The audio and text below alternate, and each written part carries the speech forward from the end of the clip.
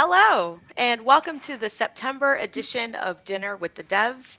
I'm Kat DeShields-Moon. I'm the PR manager at Schell Games. If you're wondering where Dwayne went, don't fret.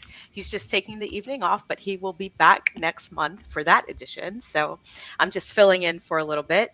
Tonight, we're going to be talking about building a portfolio for the games industry. And I feel like this topic is so important for anybody that's trying to get in the industry, regardless of what discipline you're interested in, whether it's a portfolio, a resume, or just knowing how to put your best foot forward. We have a wonderful panel of a bunch of different Shell Games team members of different backgrounds, and I cannot wait for you to meet them and to hear all these gems that they're going to be dropping tonight. So get your questions ready. If you're tuning in on Discord and one of our game channels, drop your questions in the Dinner with the Dev channel. And Adam or Kutakuma, the illustrious Kutakuma, will be sending them our way so that we can answer them. And if you're tuning in on YouTube, feel free to drop your questions in the chat as well. And thank you so much for taking time out of your Wednesday night to join us. So, the kickoff question, well, not the kickoff question, but the question that we're going to ask the audience, but also our panel, just to keep in mind until the end of the chat, and then we'll collect all the great answers and just kind of feed them out at the end, is what is one thing or aspect of a portfolio that is most important to you? So whether you have a portfolio and you're a hiring manager and you already know what that is, or if you're somebody that's building their portfolio and you feel very strongly about something that's in it, we would love to hear from you. So save that question for the end of the stream. I could talk for forever, but I'm not going to, and we're going to jump right into introductions. So again, we have guests from a bunch of different disciplines at Shell Games, and everybody on this panel is a rock star in their own regard. So if you don't have a pen and paper, I recommend you get one if this is something that you want to do long term, because it's going to be fantastic. Or you could just watch the replay and take notes. But where's the fun in that? So without further ado, let's start with introductions. And I'm just going to randomly pick somebody to start. Sarah, would you mind kicking us off? I'd be happy to. Hi, everyone. I'm Sarah Kissel-Vieira, and I am the Learning and Development Specialist at Shell Games. Excellent. Let's just go around the circle. Carmen. Hey everyone, thanks for tuning in. Kat, thanks for inviting me to this wonderful panel with the rest of these beautiful young ladies. I am Carmen Dement. I am the Talent Acquisition Specialist here at Shell Games. I'm a passionate D&I human resource strategist coming on to Shell with 20 years experience of investing in people and supporting organizations to cultivate diverse and inclusive work cultures. And I'm going to throw it over to Jen. Thank you. Also, it's an honor to be here. I'm Jennifer Rabbit. I am a senior production manager here at Shell. I've been here 5 years. My niche and specialty is mostly on client-facing projects because I do not actually come from the gaming industry. So my background is in various other industries where I've had 10 years of project management experience before I actually got to Shell Games. So I got to bring that to the table with a very much a focus in client management. So that is what I'm bringing to the table here. And I'll pass it off to Jessica.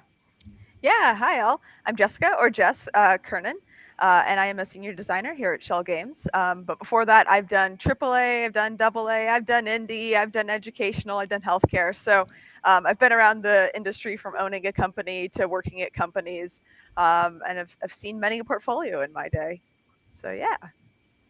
Awesome. Awesome. And again, I'm your host, Kat DeShields-Moon. I'm just here to field all the wisdom that you're about to hear tonight. So one of my absolute favorite questions, I would literally ask everybody at Shell Games this if I could, but there is not enough time in the day. What was your pathway into the games industry? Like, how did you start? Where did you come from? Did you think you were going to be here? Love to get some of that insight, just because no two paths are ever the same. So, Jess, would you mind kicking us off with that question? Yeah. So I have an interesting one. I went to film school because I was going to be a film director. And I left film school with a portfolio in storyboarding because basically I was like, well, I'm not going to leave film school and be like, I'm a director, give me a project to direct. And so I'd always liked games. And it's so funny. I feel like everyone you talk to, they can look back and say, oh, my whole backstory, my whole life was leading up to this moment of, making a game. I did all these game related things growing up, and like when I thought about it, I could make that story. But I had that story for film too. Like I was like, oh yeah, I was always making home movies or like things like that. And then when I got into the game studios, oh yeah, I was always modifying games and making video games and board games for my friends to play. And so it's so funny how it was all there, even though I wasn't expecting that shift. When I applied around, basically, I got a job in the game industry. Someone said, "Have you ever thought about storyboards for games?" And I said, "Yeah, let's do it." So it's been pretty good ever since, and I've not left. I love it. So That's awesome. I love that. Okay, film school. I can see the correlation. There's definitely a lot of movie aspects in video games, so that makes a ton of sense. Sarah, let's jump to you. Sure. So I came from another completely different industry. For the previous 8 years, I was a public educator. So I taught high school English. And I don't think in a million years I would have thought that I would then eventually be shifting industries and working at a game studio. So I left teaching for a number of reasons, but anyone who's in public education or anyone who has been in public education recently, whether it's teaching, student, etc., there's a lot of things that like you want to improve, but it can be a very slow moving system. So for me, it was something really exciting to see where could my skills go in a new industry.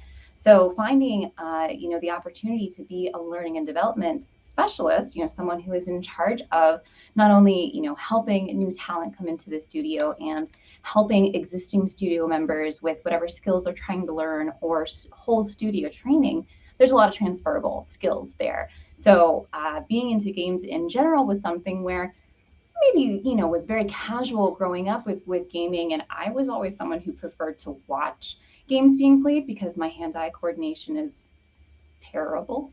And so I loved watching that growing up. So I'm definitely the type of person that like walkthroughs, totally my thing. Love those. And it wasn't really until I was an adult and was playing games with my husband that I got into them for myself. So when I saw this opportunity to join Schell on the human resources team as a learning and development specialist, saw all the stars align and was super, super excited and super lucky to be able to join the studio.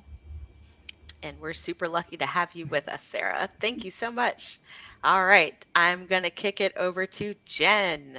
How'd you get into the games industry? Yeah, thank you. Long journey and very much meandering, but my undergrad was in marketing, which I actually never did anything with. I ended up in operations for a very long time, which gave kind of this organic segue into project management. And so prior to Schell, I was in telecom construction management, something called site acquisition. And I did that for a number of years. And so it just really took me on this journey of understanding the processes of project management, and I got really good at that. But really, my passion was certainly in more of these softer skills and more of this people management side of things. So I ended up leaving that job and on my hunt for what I was going to do next. I was very much searching for something that would give me that best fit of, aligning with my goals and where I thought my strengths were. And I'm local to Pittsburgh, so it was more about, finding that company, and Schell Games, I felt really embodied that. And so the fact that it was in the gaming industry was more of an after fact for me. I really just wanted to find some place where I could grow and utilize what I thought I could do best. And so there was a producer opportunity, and I certainly, had my way of being able to show those transferable skills that I had from my years of project management that I felt could really, couple with, the gaming industry and bring that over here. And I just felt I had just even some experience working with creatives. So all of that combined ended up being a really, really good match. And like I mentioned, 5 years later here, it's been a really wonderful experience for me. Excellent. And you are kicking butt and taking names on the Among Us VR. So thank you so much Thank you. for your expertise. And last but certainly not least, Miss Carmen, how'd you get here? Well, like these ladies, it was not a straight shot or a line to gaming, which I never thought I would ideally be in recruitment, to be honest. I started out in an industry that was not game adjacent. I was a chef for a little while until I had a traumatic injury to my knee, and I couldn't do that. Went into strategic consulting, being very people facing, a lot of conversations, and learning to read people and listen, and using some of those transferable skills. I started my own business as a consultant working specifically in the media and entertainment industry, working to help women and young girls to aspire to get into tech, which is where my paths align with the game development industry. I was fortunate enough to have some founding mothers of our industry back in the Atari days, and television, if you're old enough to know about those before PlayStation and Xbox, take me under their wing as a mentor and working towards consulting in some of the AAA companies. I was able to find my niche, which is where I started getting into DE&I and looking at inclusivity. Then, lo and behold, a friend, somebody that's in this room, let me know that Schell was hiring for a recruiter. And I took a look at what Schell had to offer, the values that the company was built on, and the pillars that uh, we specifically want to utilize to recruit and or find talent. And it was something that morally spoke to me as a person as well as a company. So I put my application in, and look at where I am now, working in a role where I talk to people, and people first, not your resume, not your portfolio, is what we look at, which is ideal situation for me. I couldn't ask for more. That's awesome. Wonderful, wonderful. I again, that's one of my favorite questions just because anybody thinks that they can't get into the gaming industry from wherever they came from. That's a bunch, yes, you can, because no two answers are ever the same. But goodness, that's a whole topic in and of itself. But let's get to some portfolios, and if somebody wants to aspire to do what everybody on this panel is doing, the best way to go about it. There's so many different ways to get engaged in the gaming industry. So let's level set a little bit and get everybody on the same page. In your discipline, what does the word or phrase portfolio mean to you? And what kind of things would you be looking for? To get us started, let's start with Sarah. Would you mind kicking us off? Sure, of course. So for HR and human resources in general and learning and development specifically, portfolio is going to really be about that interview process. So there's not necessarily going to be, a body of work that you need to bring with you to show that, but you do need to be able to show and not tell about your skills. So it's one thing to say, well, oh, I can do this, and oh, I can do that, or oh, I'm good at this, or oh, I'm good at that. But how do you show it? So really being knowledgeable about your own experience, about what skills, you have, where your strengths are, and being able to really lean into those and give examples for how do you show those skills? Where were opportunities for you previously where you, either took action or designed something or, led something and had, again, those transferable skills from one industry to another, or for us specifically with HR, there's a lot of people skills, a lot of organizational skills, a lot of problem solving skills. And it's hard to build a portfolio to show those things, but the examples from your experience, that's how you show it. Excellent. I love that. And we'll dive deeper into transferable skills just a little bit later. But Jess, knowing that you're coming from, being in the gaming industry for a bit, what kind of things would you be looking for? Well, what does the phrase portfolio mean to you? Sorry, I'm getting ahead of myself. I have so many It's questions. all good. Yeah, it definitely depends on what department you're working in. I started out in art. I now work in design. And my portfolio for both of those was different. However, something that both had in common is that both of those needed to show breakdowns of my work because it's really important to see, I think, how somebody works and how they work through a problem or how they move through a challenge. So in art, this was showing like how rough can I make a sketch, and then how can I work that sketch to final? What layers of color can I do? This is great because on a team, you want to show that you can share ideas quickly and then also have folks say, oh, can we make this change, can we do something else? Now that I do design, I'm able to show the same kind of work actually. So I've been doing level design. I'm able to break down those levels and show here was my pen and paper sketch, or here was some photo reference that I gathered. Or if I'm making a system, that's always a little bit more tricky. But sometimes I might write something talking about, I tried the system this way and it didn't really work. And so I learned this about my player base, or I gathered some information and I made this change. Seeing that to me is always really reassuring, because it's like, this is somebody that I can work with. I can imagine myself being in the room, making a game with this person. Oh, that's wonderful insight. And in case you're curious, Kudakuma just dropped the link to Jess's portfolio in the chat on YouTube if you would like to check it out. See some working examples. Jen, goodness knows there are so many spinning plates that you have to deal with. So when it comes to being a producer, what would a portfolio entail, or what does it mean to somebody in your discipline? Yeah, actually, it's very similar to what Sarah has already mentioned, right? Like there is so much hidden work that production actually embodies and less of that tangible work. And there's certainly processes that I think, again, we can work to demonstrate. But all of that, I very much look for, like, Sarah had said, like in that interview process, on that resume, just really being able to outline those. And then certainly, on the resume being maybe more tangible with what processes you've created. And in that interview, bringing those to life, right? And helping to kind of paint that picture so we kind of can read between the lines there and understand where those soft skills lie. And especially at Schell Games, where again, this is people first, we really look for just those skills coming to life there. Now, that's not to say that I haven't seen on the project management and production side people coming to the table with portfolios.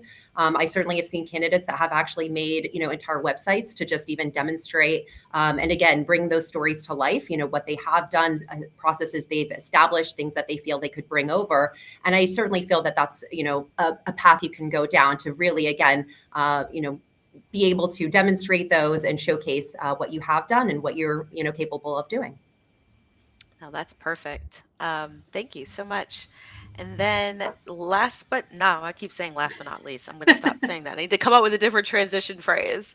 Carmen, knowing that you are on the talent acquisition team, what does a portfolio mean to you? A portfolio is the easiest and most effective way to show your relevant work. Now, when I say a good portfolio, it doesn't necessarily mean it has to be a pretty one. You don't have to spend a lot of time decorating it. You can use something as simple as a blog or a website. And if you don't want to do that, there's things like ArtStation. If you're looking to show your work, there's other places that you could show your work. One of the things that's critical for a portfolio, in my opinion, is showing your transition of work, meaning where you've started and what you've learned, and show some examples of how you've progressed. We like to see your work. I will say that there's different types of portfolios. For example, as a recruiter, we also have a portfolio which would include job boards, social media platforms, and miscellaneous websites to help with ATS, which is applicant tracking systems, and other resources that can be called upon to be able to show where you're getting your leads from if you were interviewing for that type of role. But again, a resume is important as well, telling your story. But portfolio for me, it's not a make it or break type situation if you're coming into an interview and you don't have one. Oh, excellent. Excellent. Excellent. So straight from the source and from a bunch of other great backgrounds. I hope y'all are as excited as I am to get through the rest of these questions. I can't believe it's 6:20 already. I don't know if we're going to get through everything I have for you tonight, but we're going to try. So speed run edition. Thank you very much. I would love to dig a little bit deeper.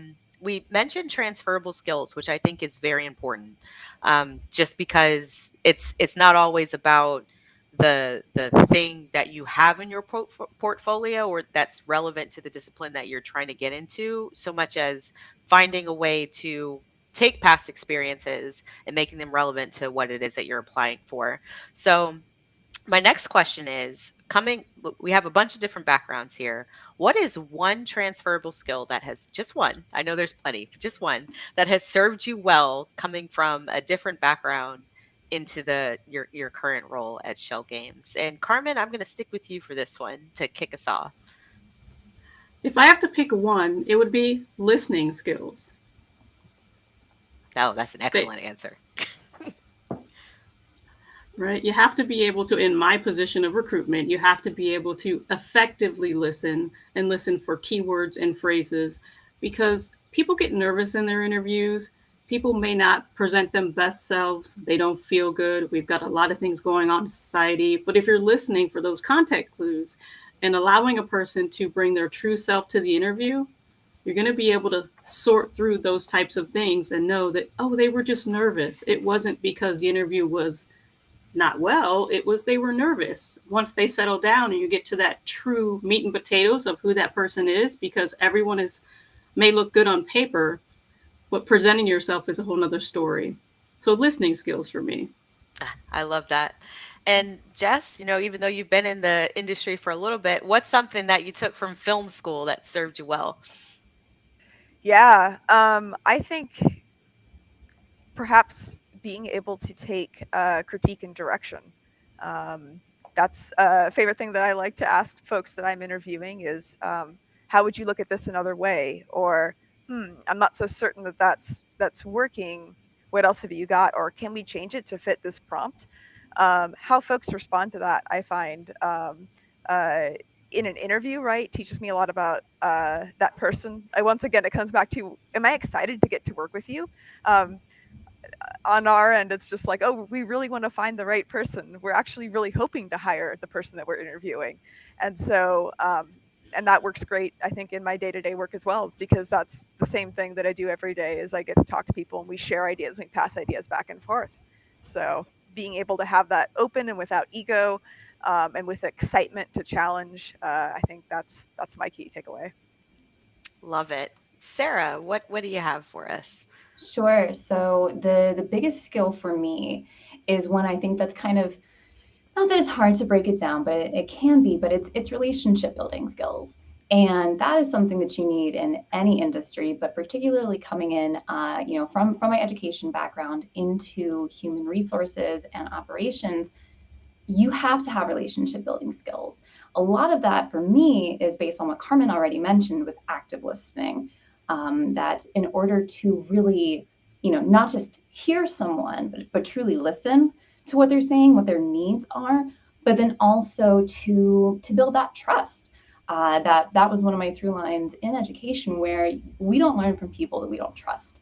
And it's the same thing with any type of working environment. So that active listening, genuinely caring about people, people that you're working with, people you're collaborating with, making yourself vulnerable. That's one way where, when you show your true self, it's easier for other people to show their true selves. So all of those bits and pieces that go into relationship building, that's the number one transferable skill for me. Oh, I love that. Authenticity. It's so important. And Jen, what you got for us? What say you? Yeah. So, I mean, honestly, I've been inspired just by what all these other very brilliant women are saying. And so the word that, keeps coming up to the top of my mind is empathy. And so again, just feel, in the company that we are, which leads with people first, and again, all of these wonderful, additional skills with communication and listening that we need to bring to the table. The word empathy is resonating with me as just something that I have certainly had to carry over, from job to job, position to position, to really, again, just have that better understanding of who I'm working with, what they're up against, what might be just even outside of, our project, to really understand, what motivates them or what is keeping them super plugged in and engaged to the project and product that we're making. So that's always been really important for me to understand all of that. So, because again, it's not robots making, these games. So I really have to have that understanding of what each person is going through and what they're bringing to the table. Absolutely. Thank you so much. My goodness, we have a bunch of wonderful questions from chat. So we're going to go through just a couple of those really quickly. Goodness, I want to go through all of these, but we also have a program to stick to. So this one's relevant to what we were just talking about with transferable skills. So Salt asked, does it help to demonstrate a broad range of skills in a portfolio? I'm iffy on whether to show more breadth or depth when there's a limited time or space to do it. Jen, knowing that you do so much as a producer, would you mind taking that question? Yeah, sure. For me, it's certainly about, really tailoring it to that job description, like getting into that job description, understanding just what is actually being sought after and honing in on that. So I think using that as that guiding light North Star, if you will, of what you need to bring to the table. And then again, letting that interview process guide that more organically, where you can maybe provide just some wider skill sets and things like that. But certainly honing in on that with that job description, if you will, and that job rec. Oh, thank you for that. And that was a great question. So thank you so much for asking. Going down some of the other questions that have come in from chat.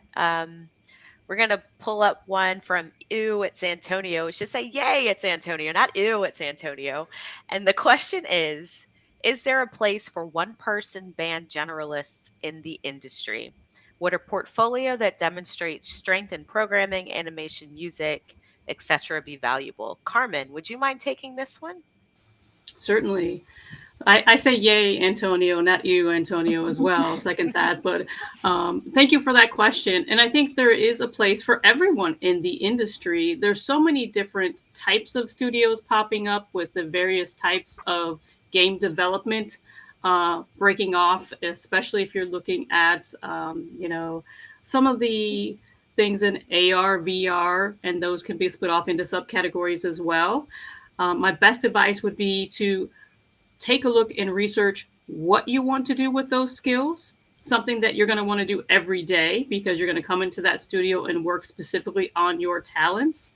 And then look and see which studios are hiring in that market.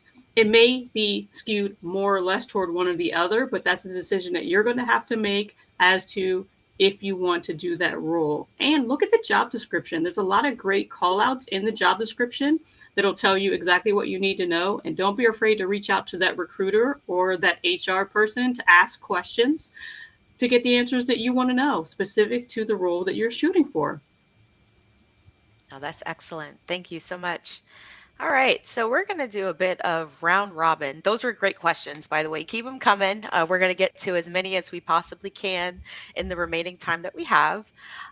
So let's talk about ways to build a portfolio or a resume or to amass your work experience that you're putting your best foot forward. So, given your respective disciplines, I would love to know. And I cannot read right now my own writing. My goodness, it's been a day, y'all. Hold on one second. All right. So, if somebody wants to do what you're doing, what characteristics or what experience traits are you looking for in a resume, in a spoken interview, or in a portfolio? Jess, would you mind starting with this question? Yeah, what traits you said? Yes. What traits? Yeah, I'm trying to think how to answer it differently than before. But I guess like on a more technical sort of breakdown, one of the biggest things that someone showed me early on, and I'm so glad I know now, is basically like we want to know like what part of something you worked on. Like a lot of people work on a game, a lot of people work on a movie. And so if you're showing a scene or you're showing a level, definitely call out the specific things that you worked on, unless you mean character traits. Do you mean character traits, Kat? No, so not character traits in particular, but if you're interviewing somebody, what is it that you want to see in their body of work? Like what would stand out and you're just like, oh, this is amazing. Oh, yeah. Yeah, well, so definitely what I said still stands, because the last thing you want to do is get into an interview and have everybody like, wow, like I absolutely loved like the animation in this scene, and you're like, I didn't do any of the animation, I just made the background. And if I know ahead of time that you made the background, I will spend so much time looking at that background so that when you come into the interview, I can be like, oh my gosh, that background is so cool. You're doing this, you're doing that. Every department's different, but in design, I'm certainly looking for folks that are able to basically show how they're designing something to fit their audience or to fit the game. I want to know that somebody has thought about like, yeah, the choices that I make, whether it's putting down a tree or a rock in a level for a level design, or choosing to add a system or an attack or a defense, right, for a systems design, how they feel that is affecting the game and affecting the gameplay. So definitely as a designer, you have a lot to show there, I think. No, that's great feedback. Thank you so much, Jess. I appreciate it. Jen, if you're interviewing somebody, what is it that you want to hear? What is that magic? Yup, that's my person. Yeah, definitely being able to demonstrate that, they've worked on a project before within a team, that I can see them demonstrating their ability to that they either led within, a project management group or production group or what have you, but also just their ability to work with disciplines that are not their own, right? So that they really, even if they don't get in deep to understanding, the technical side of things or maybe even the design side of things, how can you show me that you can work with those people? Where do you meet them in that space? So again, you're all still speaking the same language and having those same goals there. But a lot of this too is even just having that understanding of their flexibility. So I know a lot of people love to demonstrate just all their successes in these wonderful processes that they've executed without failure or flaw. But I love it when people can actually show me, I executed this process and it didn't land well with the team, but this is what I did. So having a better understanding of, when the project went sideways or a process that they might have established didn't go how they thought they would, that they were able to adapt. And that's really when my spidey senses start tingling and I get very excited that like, oh, okay, this person I know can, again, have that flexibility. They can waver in the wind, as either the project changes, maybe the team changes and adjust to just all those maneuvers that happen on a project. So I really want to see that demonstrated in an interview. Oh, I love that. That's such a great answer. And we'll dig in a little bit deeper into interview/portfolio do's and don'ts in a little. I know there's been some questions in the chat about that. It's a great question, by the way. But we'll get to that in just a little bit. So moving right along, Sarah, what is the magic moment in an interview or when you're talking to somebody for somebody that's in your discipline? Sure. So I do want to put a shout out to, roles in the game industry that are not necessarily in art or design or engineering. And I think some people might feel like there's kind of this wall between them in the games industry if they don't necessarily fit into those skills or they don't feel like they have those skills. It takes so much to run a game studio and to produce a game in its entirety.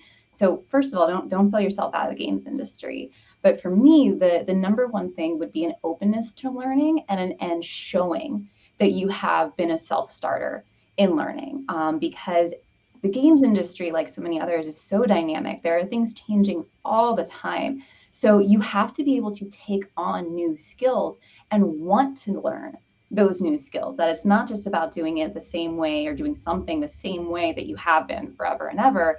Have you improved, your processes? Have you looked to, learn a new skill or improve on a skill that you currently have? So hearing stories about that or being able to showcase that in some way would be, huge to me. No, that's fantastic. Thank you.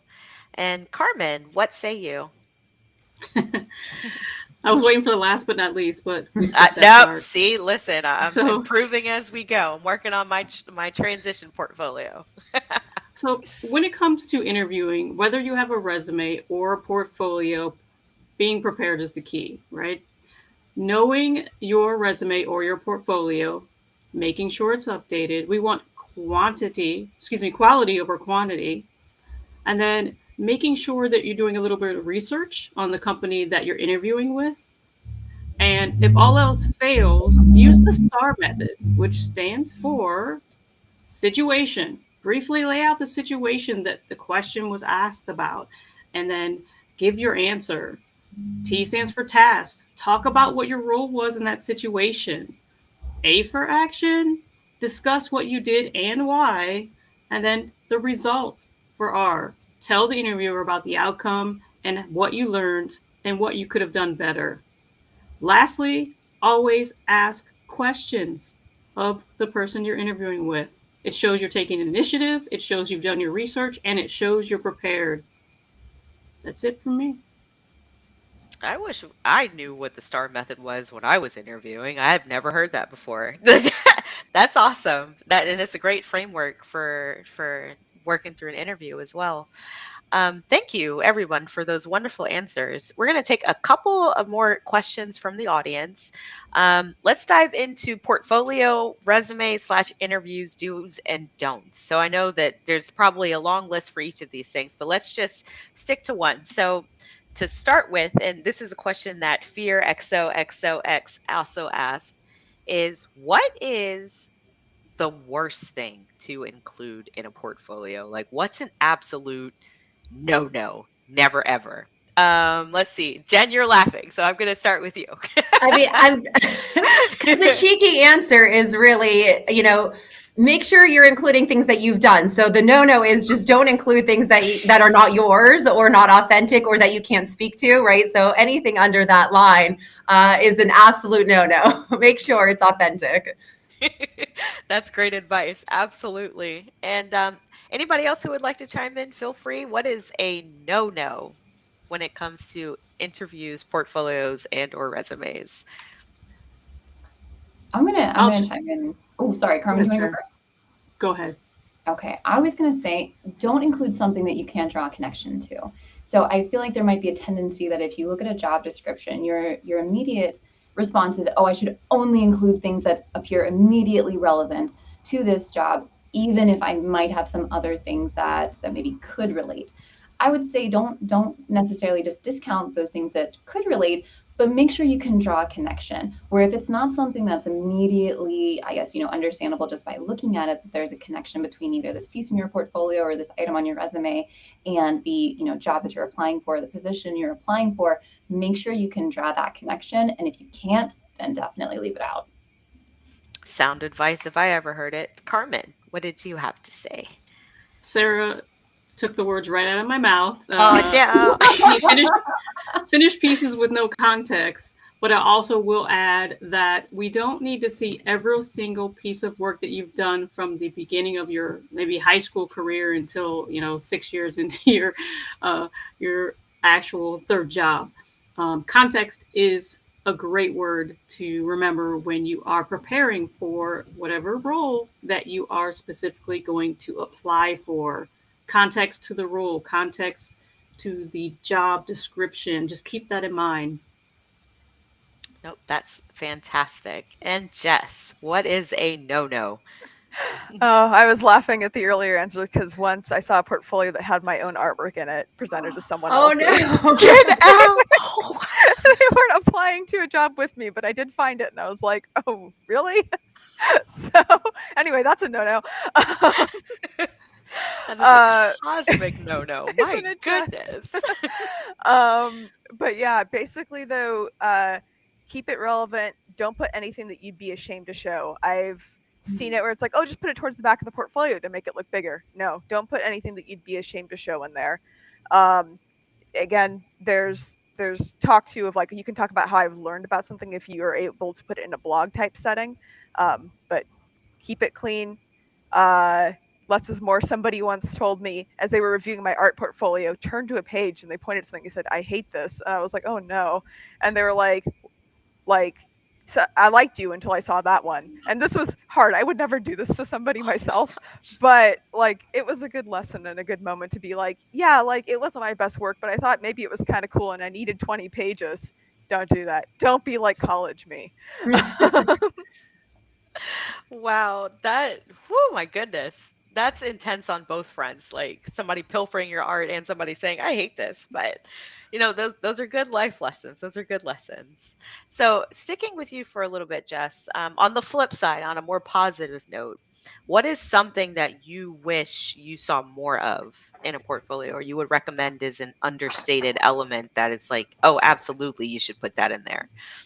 Yeah, breakdowns. Like I was saying before, definitely just breakdowns of how you do your work. Show what you're thinking. It's the same line. I think we linked my portfolio. Geez, not to be like, I'm the perfect example. Like I look at my portfolio, I change a million things even now. But I know that I have some breakdowns of like how I did level designs, or like what bits of like user interface that I did when I was doing that job. So definitely make a breakdown. It shows you know your stuff. Oh, that's great. Let's see. Sarah, what would your answer be for that particular question? Sure. So something, I won't say it's necessarily something to make sure you include, but to kind of echo back what Carmen had mentioned about something to definitely do is do your research and make sure that whatever it is that you are putting out there for a particular position does match it. So if you've had a portfolio in the past and maybe you haven't updated it in a while, go back through and do that. The same thing with a resume, where just because you may have this long list of things that you've done or experiences that you've had doesn't mean that they're all relevant. And not everyone needs exactly like the last 5 years of history or the last 10 years of history. So what is the most absolute relevant piece or pieces to the position that you're aiming for, and make sure that you're focused on that first. Fantastic. Jen, you did mention that you wish well, something that stood out to you, got your spidey senses going, is when people speak to not so great moments and they're able to talk about how they navigated that. Is there something else that stands out to you? Yeah, and I guess maybe Jess and both Sarah kind of touched on this as well. And I would say don't get bogged down if the job rec is asking for X amount of games shipped. I'd say even being able to dig into some of those things that you have done. So say you have less of a portfolio of products that you've shipped or games that you've shipped, but being able to get into the weeds with that a little bit more. And again, not getting too bogged down, not getting too heavy on the details, but being able to demonstrate just those relevant experiences that are being hit in that job rec to just really showcase that, so that we can see like, okay, this person has done 2 or 3 games, but look at the breadth of experience that they have had there. So No, that's great. Thank you. And Carmen, knowing that if anybody applies and they get an interview, you'll be the person that's with them. What is something that you love to see in a potential interviewee? I think we've covered a lot between what the other ladies have said and some of the context, but I love to see transferable skills. Let's take it back to the top of what we were talking at the beginning of the call, or the live, I should say. The resume, the portfolio, those are all wonderful, and we've covered most of that. Again, show your own work, not someone else's work. Believe it or not, we've had that situation more than once. And it does end up coming to the light because we do our research on the back end as well. When you're giving us links to your portfolio, we'll check your work and make sure it's yours. We do our due diligence. But transferable skills, critical thinking, attention to detail, adaptability, and feedback. Being able to take some constructive criticism is important as well. And lastly, the story that your portfolio is telling is yours. So make it yours. We want to see that. We want to see your work. That's important to those of us who are in the position of taking a look at everything that you're doing and seeing if you're going to fit not only from a technical perspective, but a cultural add for us as a studio, and being able to work and be excited about you coming every day to join us in what we're doing and making great games. No, that's great. Thank you so much. My goodness, we have so many great questions in the chat. So we have about 15 minutes left, and I don't want to shirk on these questions because there are some fantastic ones in there. So we'll get through as much as we can. Thank you so much for being such an engaged and wonderful audience. This is a question that's relevant to everybody that works at Schell Games. Knowing that a fair amount of the work that we do is client work, we can't talk about everything that we do. So Illis Terminal asks, would you consider someone that has simulation development experience in aerospace but can't exactly showcase it via portfolio due to NDAs and etc.? So if you have experience that you can't name or speak to, what is the best way to go about presenting that without busting a contract and maybe staring a lawsuit in between the eyes? And I'll open this to anybody who would like to take the question. I have a few I'll minutes. take it. Go, Cameron. I'll take it, guys. So when you have work that is under NDA for various reasons, you could work for a government contractor. You could work for, someone like Amazon, Ford, an automobile company, or hey, Tesla. You're going to not be able to show that work. We completely understand that happens. We have some work that we can't show because we are under NDA.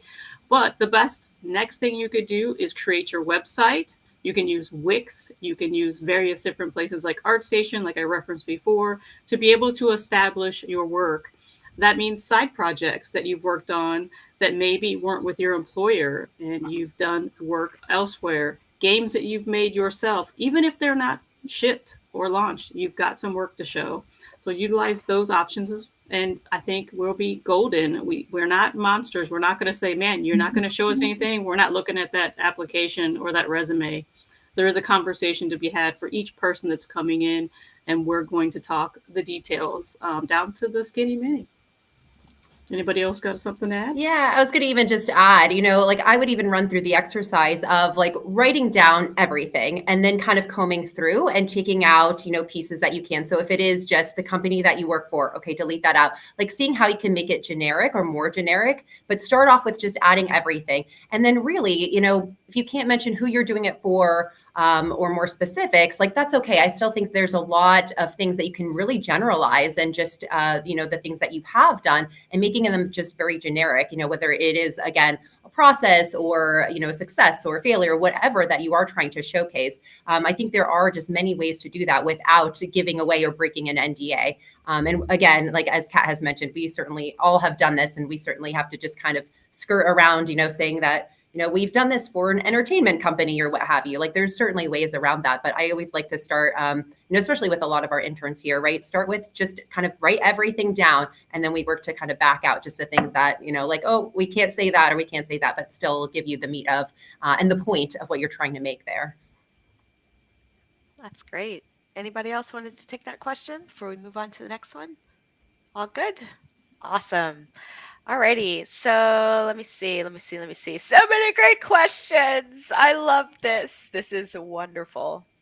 Okay, so this is a great one, and I would love to hear responses based off of, your respective disciplines at Schell Games. So let's see. Foxotic asked, with games shipped, if we have a handful of game jam projects or medium scale projects done on a team, would that equate to a shipped game level of experience? So I'm going to reframe this just a bit, Foxotic, and to open it up to our other panelists as well. Knowing that there's a bunch of different things that you could do on a game jam project. You can have your project manager. You can have somebody that is doing the writing. A bunch of different things. Does a game jam project help when it comes to landing a job in the gaming industry? Let's see, Jen, I'm going to stick with you for this one. Yeah, absolutely. And I might segue a little bit into, just the interview process too, because what I feel is one of the biggest mistakes is when folks don't pull from other pieces of just their career or their life, and they strictly stick to maybe the most relevant gaming experience, but that's not always the most relevant skill set that I'm really trying to draw from. So absolutely a game jam project, if you've worked with a team, if it was even something that you did with, a very large team, or if you're a producer and you work with multiple producers, right? Like that's all experience, and that's very relevant. So I don't want anybody to discount that and draw from even just, some of my biggest life lessons came from working at a restaurant, right? So just even thinking back through your career of when you've had just, your biggest challenges, your trials and tribulations, or just honing in on those communication skills and those various people skills, all of that is relevant. So don't discount it just because it isn't exactly, again, like, oh, I didn't ship a AAA game. Like that doesn't mean you aren't able to bring what we are looking for to the table. I love it. Oh, good, Jess. A small thing to add too, because I love that answer, and I'd say that I've had a lot of folks ask why a shipped game before.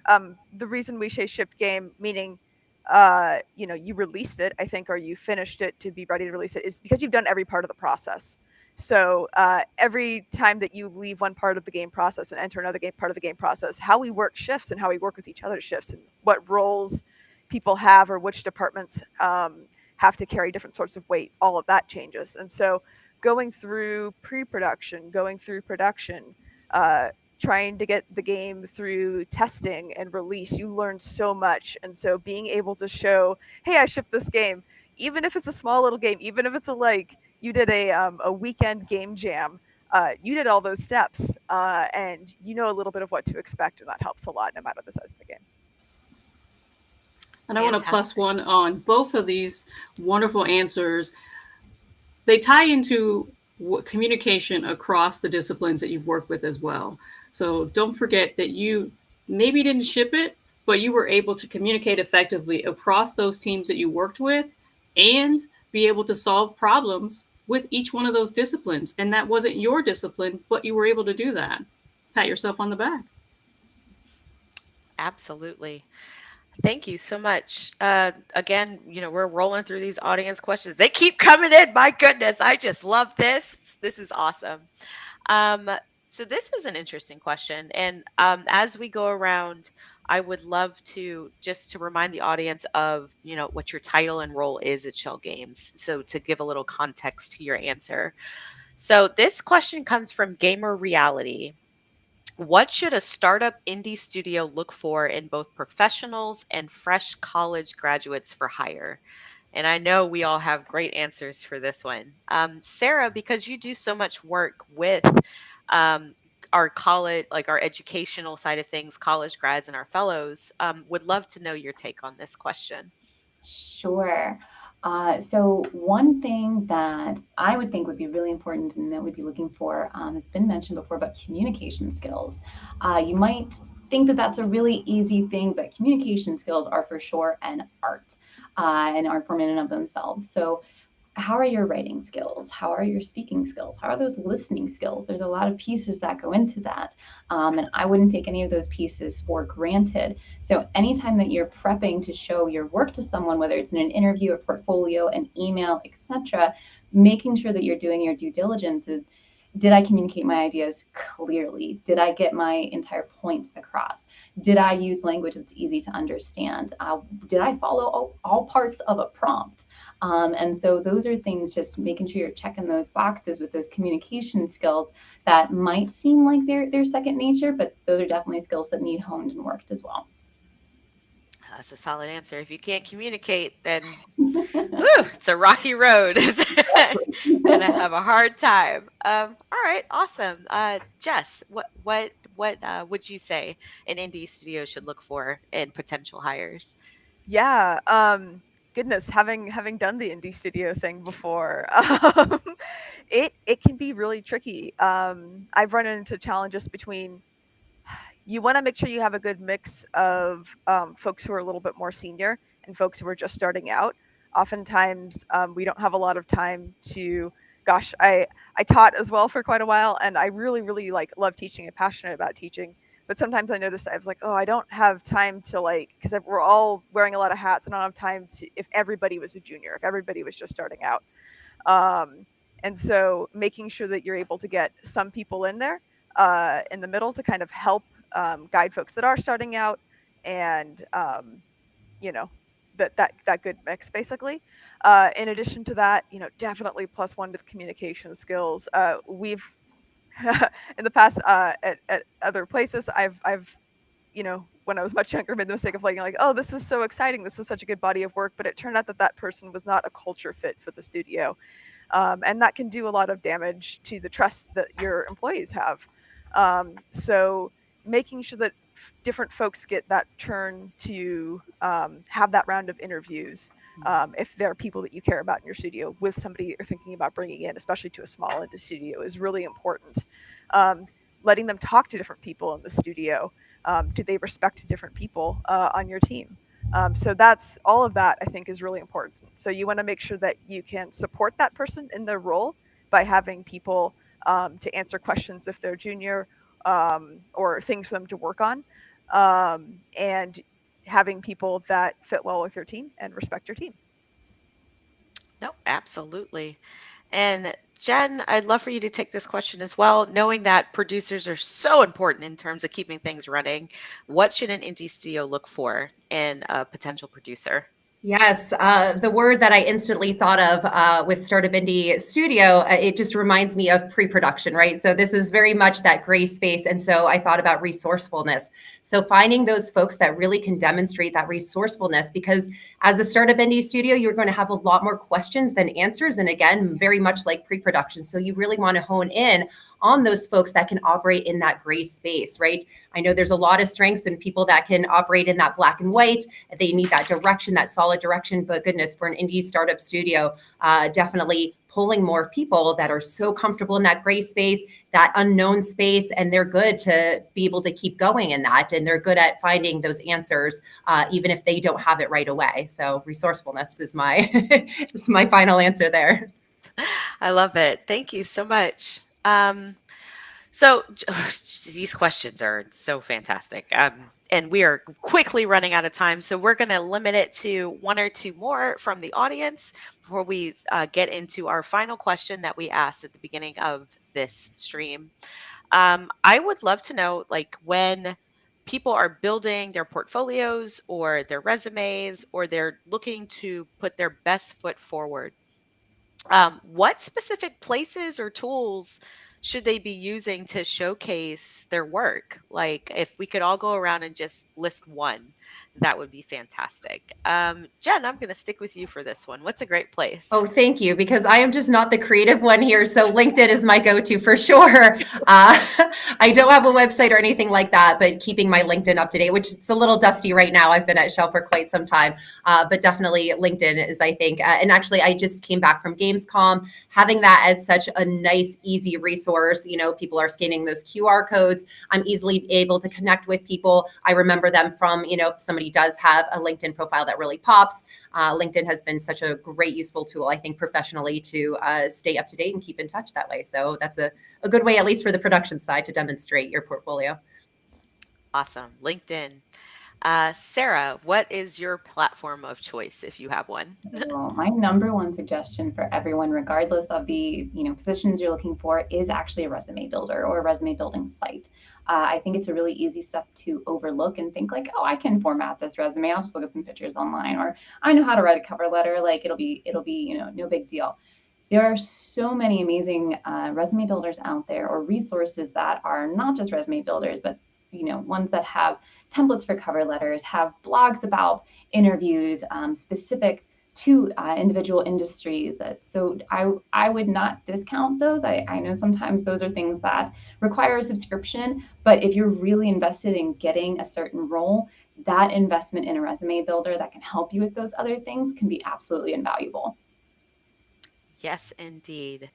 Jess, I'm going to jump to you. What is a great platform to showcase your work? Oh man, I got to choose one. I'm Okay, you could choose two. okay, fine. I'm using Wix because I've done web design stuff in the past, and I'm really picky about how I wanted things to be laid out, especially having done user interface in the past. So I wanted to be able to lay things out better. But a great starting option, if that's not so much for you, is any site that does blog stuff. ArtStation's really popular if you're doing art. But yeah, any blog site that looks a little bit professional. You don't want a bunch of like absolutely silly stuff on there. The reason why blogs are suggested, again, they're not my favorite format, but they're great, is because it encourages folks to talk about their work process and break things down into posts. Today I worked on this, today I was doing that. It's a classic. I think if all else fails, that's an easy one to go to. If not all else fails, I love a website builder like Wix. So I'm not sponsored by them, I promise. Wix is fantastic. And Carmen, what is your platform of choice, or something that portfolios should or resumes should live on? Well, as a recruiter, all the platforms I see everything and then some. I mean, I've seen Canva, I've seen Adobe Portfolio. Again, Sarah's great call out to resume builders. The key takeaway here is to always have someone else take a look at your work and give you feedback. Because as you know, we drill down, we start head down, getting into that work, and we think everything looks great. But it's always wonderful to have someone else's eyes and opinion to be able to give you some constructive feedback before you launch that out into the internet. Absolutely. And thank you so much for those wonderful answers. So gosh, we're at 7:00. Like this hour has flown by. I cannot even believe it. Thank you so much to the audience, to our panelists, for all of this wonderful insight. To close with one more audience question. Let's see. Zakaria, Daria, sorry if I'm butchering the name, I'm so sorry, asked, is it possible for me to share my portfolio and get some kind of feedback on it and some suggestions on how I can still improve it? So to be completely transparent, it would be very difficult for this panel to field all of the requests for portfolio reviews that we get, but there probably are some great resources out there in which you can get feedback before you go into an interview, or present your work to somebody. And I'd love to open up this question to the floor. Where's some good places you can go to get feedback before the 0 hour? I'll take the first one. Sure. So most of you in the chat more than likely have heard of Discord. There's lots of great groups on Discord supporting others that are either in the industry, starting out in industry, or want to transition into entertainment media or game development, that are free sites and or servers, if you will, to be able to just get somebody to give you feedback. But also don't forget sites like IGDA, International Gaming Development Association, is tailored to those of us who are in this industry and juniors in the industry, and finding mentors for you to be able to have that go-to person to ask those types of questions. Anybody else got any thoughts? I think that's great what you just said, though, about like the community. Like, don't hesitate, to reach out and network with the people that you know. Certainly, there might be even somebody already in HR or within that specific industry that you're trying to get into. So don't be shy about that. And especially like being local to Pittsburgh, there's so many, business organizations here that are ready and willing to help. So just really reach out to your network, letting people know that you are job hunting, that you're trying to put this together, and those doors will certainly open. Yeah, if you're at a university, definitely you might have a professor that you can ask about it. Look for office hours, or look for if you have a career coordinator, or I was a game designer in residence for a while at the university that I was working at. If they have somebody like that available to you, we do a lot of portfolio reviews. And then again, friends, network, those are great. And if you're at conferences, a lot of conferences will have those options too. I know GDC does a lot of portfolio reviews. Other conferences might as well. I know that could be on the high end of things. So I love a lot of these other suggestions too. That's excellent. Thank you so much. This has been a rockstar hour. Thank you all so much for your expertise and your time this evening. Thank you to the audience for tuning in. We hope you've enjoyed this episode of Dinner with the Devs, and we have not gotten to probably half of the questions that have come in. So maybe there's a part 2 in the cards. I don't know. We'll figure it out. But thank you for being such an engaged and wonderful audience. Like, subscribe, enable notifications if you haven't, so you don't miss cool events like these, our game trailers, and all the other dope things that Schell Games is up to. And as far as a couple of announcements go, we're hiring. Sure, Carmen will tell you that. So visit schellgames.com /careers for our current openings. There's a bunch of them. And with some luck and a great portfolio, you'll be speaking to Carmen soon. In terms of future events, we've just gotten back from a ton of different events, but our next one is the New Reality VR Convention. You can go to valvr.com for some more information about that. Some really cool stuff happening there. And last but not least, we are doing beta tests for Among Us VR. So please, please, please head over to Twitter for more information, or the Discord server, so that you can get in there and give us your feedback. Would love to have you with us. So next month, topic to be determined. Maybe it will be a part 2 of this. I don't know. I'd love to see that. But Dwayne will be back as your regular host. Thank you again so much for your time and attention this evening. Thank you, Jess, Carmen, Jen, and Sarah, for your time and expertise as well. And we'll see you next time. Thanks, Kat. Thank you. Thanks for coming. Everyone. Bye.